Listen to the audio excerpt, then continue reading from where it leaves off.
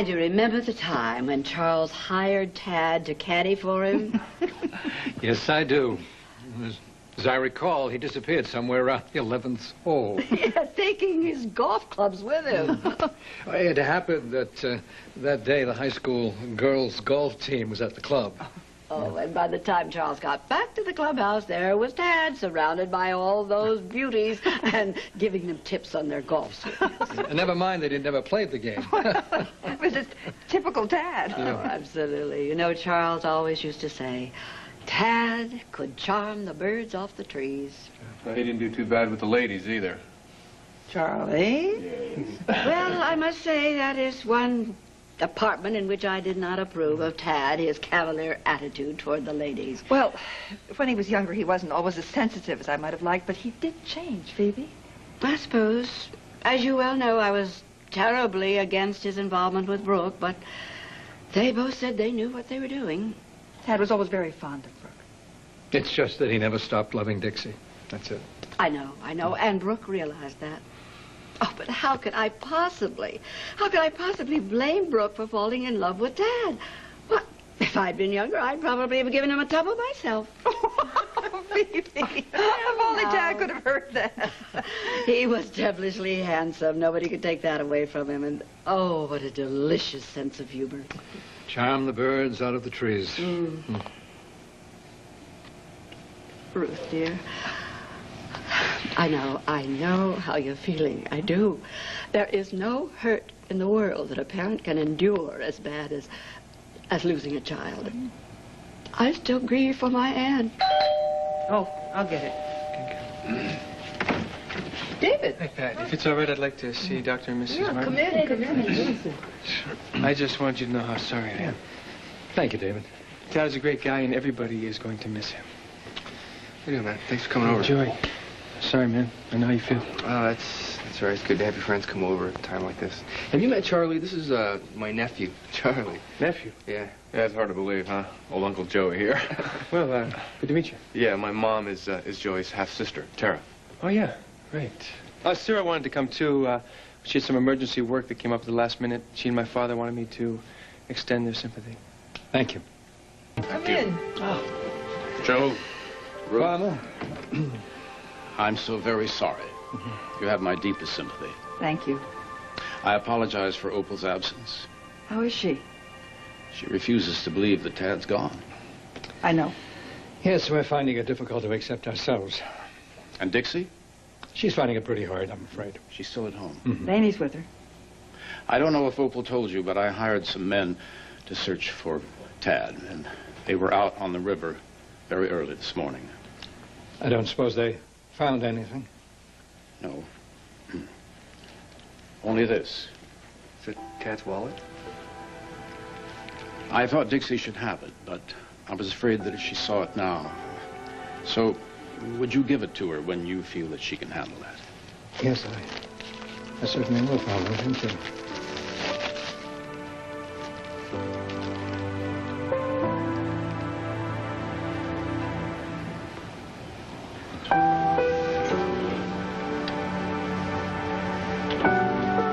We have so little of him left.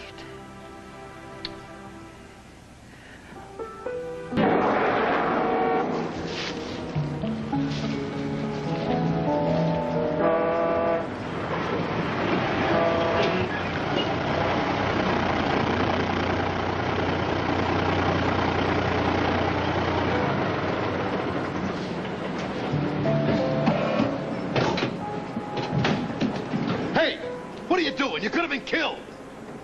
Are you okay? Yeah. You don't look so good. What happened to you? Listen, hop in. I'll give you a lift, all right?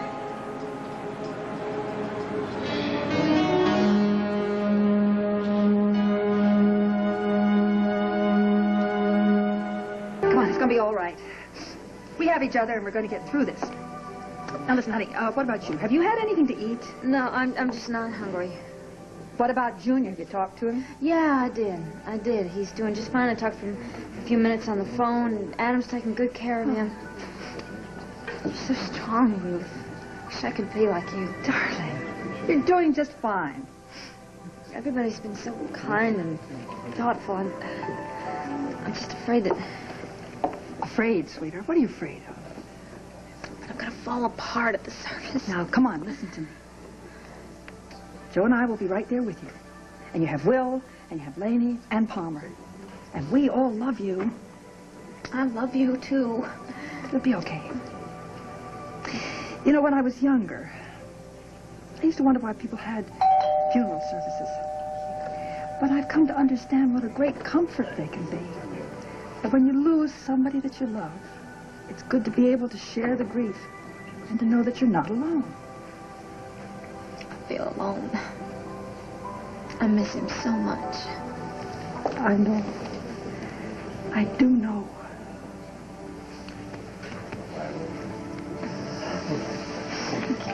Hi, Ruth. Hi, Will. How you doing, kiddo? It's so good to see you. I'm so glad you're here. Yeah, I'll be right by your side. Thanks. Uncle Palmer? Afternoon, Will. I was just telling Melanie how lucky we are to have our family at a time like this. Amen. What is this? You two are actually being civil to each other? Yeah, Uncle Palmer and I had a little talk. Yeah. He's going to move back into the house. You're kidding. You are. That's wonderful. Yeah, Uncle Palmer agreed to give me a second chance, so before you know it, I'll have my old office back at Cortland Electronics. Does this mean that there's no more bitterness? That's exactly what it means. Baby, oh. I've been praying for this. No, I know you have. Well, both you and Opal have been instrumental in making peace. Wait a minute. Opal, where is Opal? Well, she wasn't feeling too well.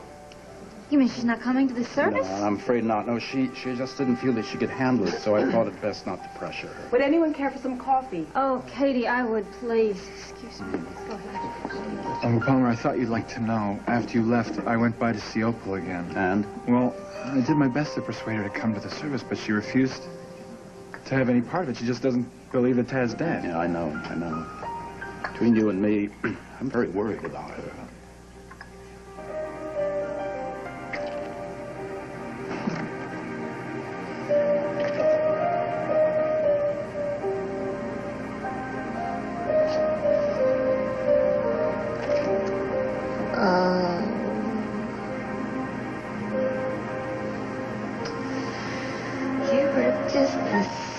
His little tadpole. Oh, my. You got yourself in and out of more tight spots than old Houdini ever did, didn't you? You were such a smart little guy. Yeah, I think that's one of the reasons Ray always was so hard on you. You know, you were smarter than he was, and he just couldn't stand it. Oh. Tad, if you are in trouble now, well, you're going to get yourself out of it. I know you are. I just believe that with all my heart. I don't care what anybody else says. You're not dead, are you? Hell no, I know that as well as I know my own name. Still shaky? What happened? You don't remember? You're walking down a highway, I almost hit you. I stopped way off of your right, you keel over. Passed out? No, not completely, but your knees buckled. Hey, how you feeling now? I'm okay, I guess. Yeah, but that's quite a bump you got on your head. You know, maybe I ought to get you to a doctor. No. Listen. You still good for that ride? Yeah, sure. Just tell me where to take you. Come on.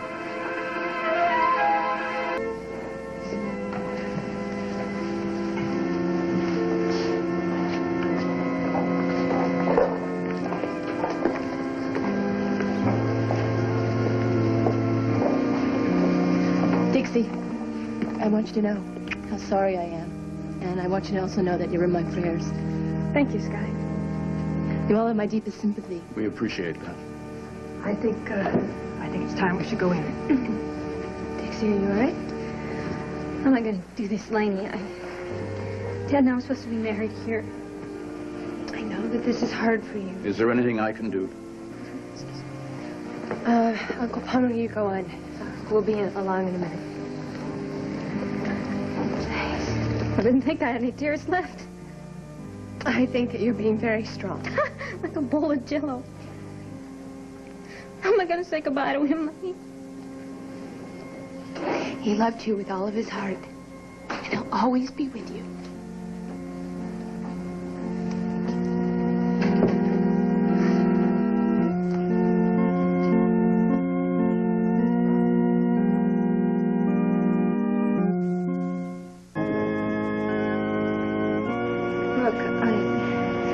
Dixie, I'm so sorry.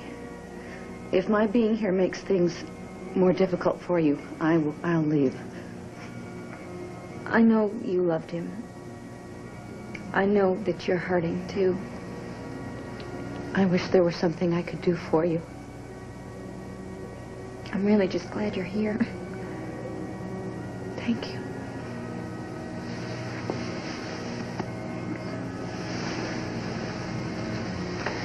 Take care of her.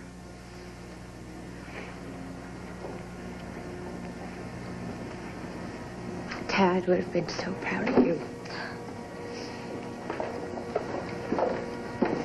Dixie. Derek, wow. Oh, gosh, I'm so glad you're here. Oh, it means so much to all of us. Tad meant a lot to me. How you doing? I'm holding up. You sure are. You know, you're in my prayers, don't you? And so's he. Thank you. It's so good to see you out of the hospital and everything. Well, it's just for the service. But I'm going to work my tail off to get better, Dixie. No more sitting around feeling sorry for myself. Dad would be very proud of you. He thought the world of you. I'm not going to let him down, Dixie. I just wish he knew. He knows. I'm sure he knows. Dix. Oh. It's kind of time to go in. Yeah. Derek, could you go in with me? Oh, Dixie. It would be an honor. Okay. Let's do it.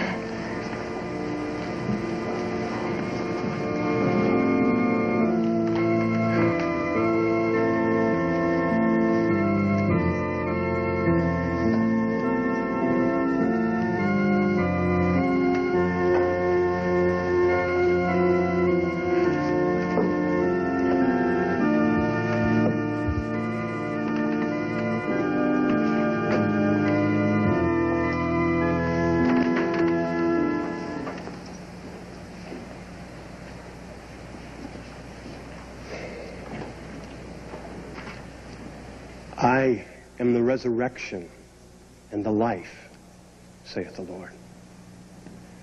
And he who liveth and believeth in me may never die. We are gathered here together in loving memory of Thaddeus Martin, and to share the bereavement of Ruth and Joe Martin and their family, and Dixie, with whom Tad was in love. Dixie Cunningham, you've always been a fighter. You came into this town a fighter. You've never given up yet. You're not going to start now. I swear to you on my life and on that baby's life that I'm going to get him back. And when I do, no one, not even Adam Chandler, is going to be able to take him from you. Dad, it's a dream, okay? It's a nice dream, and it's a beautiful dream, but I tend to have the experience that people like Adam smash your dreams. No, this one, it's too strong. It's a powerful dream. I know, because I believe it. Well, I believed in dreams, too, at one time, okay? When I first came here, when I was a real dumb, little hick kid from West Virginia, I believed in love and romance and happy endings, but that's just not the way life is. Life is cruel, and life is mean, and life is hateful, and very, very hurtful. Okay? And I just don't understand, though, when you try hard and you work so hard and everything just always tends to fall to pieces for me.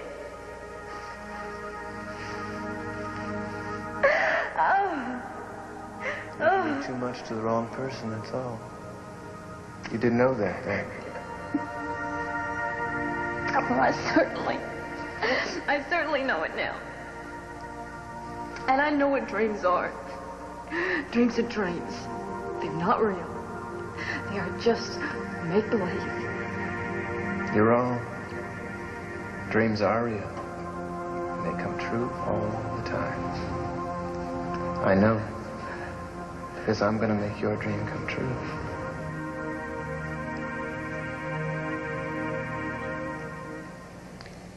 Tad wasn't with us nearly long enough.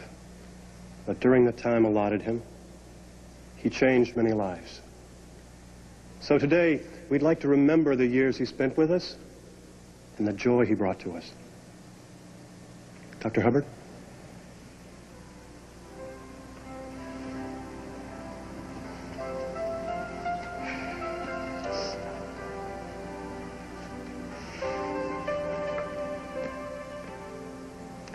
It's hard for me to think about Tad without thinking about Jenny, his sister.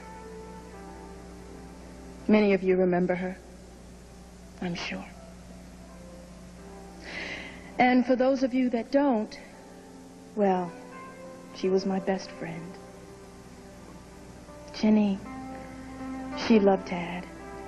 She understood him long before the rest of us did. She saw past that brass, cocky attitude of his, and she helped others to see his gentleness and his sensitivity. And when she died, no one was more devastated than Tad was. I think a light went out inside of him. And it didn't come back until he met Dixie. But in our day-to-day lives, we forget how lucky we are just to be alive. Tad, he never forgot that. He lived life to its fullest. That's what I think he wanted all of us to do. He was a good friend. And I miss him already. God bless you, Tad. We've heard a lot about what a good friend Tad was. But what you might not know is how courageous he was. Tad was willing to risk everything for the people he loved, people he cared about. Friend needed him, he'd dive right in with both feet. Wouldn't stand around waiting, wondering that it was too dangerous, whether he should get involved or not. Something needed doing, he did it. Everyone in this town owes something to Tad. He cared about all of us. I'll never forget him. He was a guy who had a lot of guts. And I just hope our memories can bring him a little bit of glory.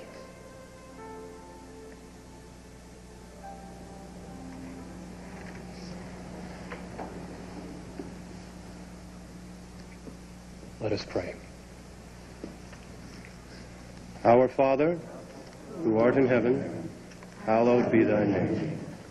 Thy kingdom come, thy will be done, on earth as it is in heaven.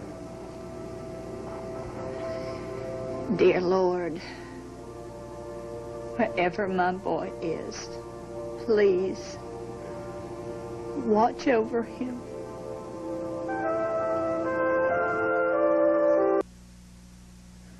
The Martin family has asked me to extend an invitation to all those who wish to stop by the house after the service to please do so. And now I'd like to close by joining hands and singing a hymn I'm told was Tad's favorite. Number 21, All Rise.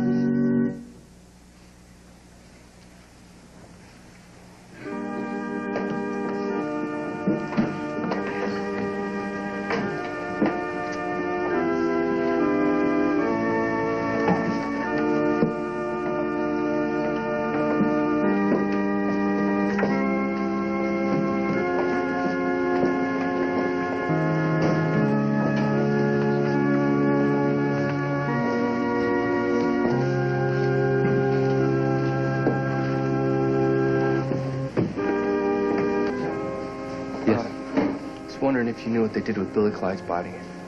Don't worry, it's all been taken care of. He was buried this morning at Greenwood Cemetery. I was just wondering, Yeah. Sure.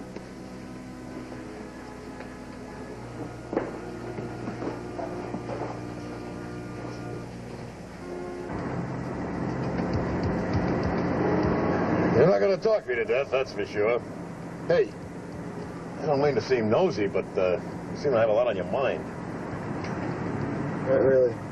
You running away from something? No, I don't know. All right. You decided where you're going yet? Anywhere you're going is fine. Well, I hope you like it out west. I guess I'll see you. Look, it's a long trip.